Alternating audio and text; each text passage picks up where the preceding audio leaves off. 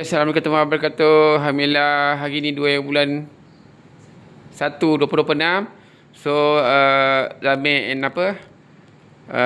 Maksu akan bertolak ke Sabah.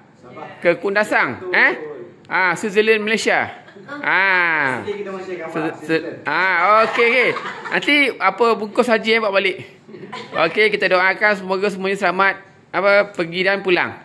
Enjoy. Okey, Assalamualaikum. Bye. Haji tak ada, tapi dekat Dairy Cat Farm tu, Dairy Cow Farm tu terbungkus dia punya. Oh. Apa benda yang dia? Okey dah, jom. Mari. Cepat tolong angkat beg. Tolong angkat beg. Bye. Bye fine. Ambil tolong angkat beg. Okey. Baik. Tolong ayah elok. Apa itu nak angkat barang? Abang mak dia ke? Dia kata abang mak dia ke? Tolong. Lepas terasa. Yeay. Kat mana tak file? Tak lah. Kalau begitu jadi lah.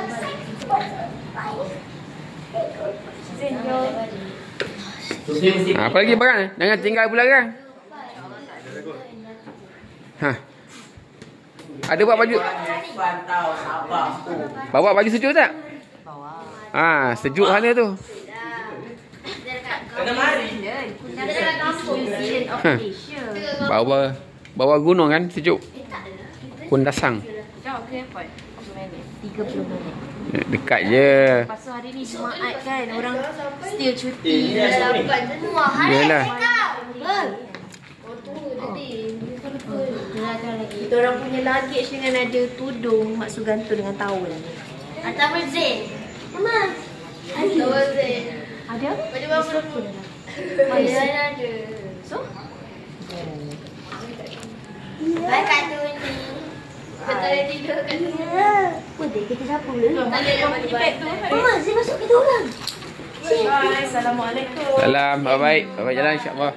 Bye kat tu ni. Bye. Betul Luffy. Ya. Dia lah Kak Long ni. Tinggal. Kak Long. Mana lagi beg?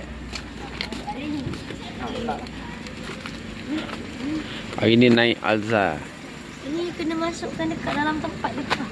Tak ya, semua pupuk hand carry je lah. Rakit sini. Okey, bismillah. Sila. Baik jalan. InsyaAllah. Bye.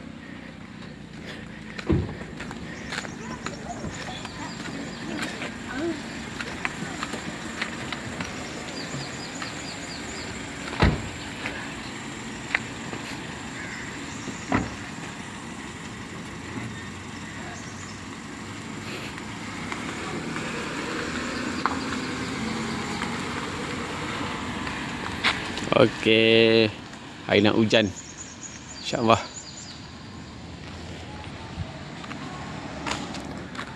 Okey, lepas ni kita balik Melaka. Okey. Lepas kita balik Melaka, jumpa Abah kat sana. Assalamualaikum. Bye.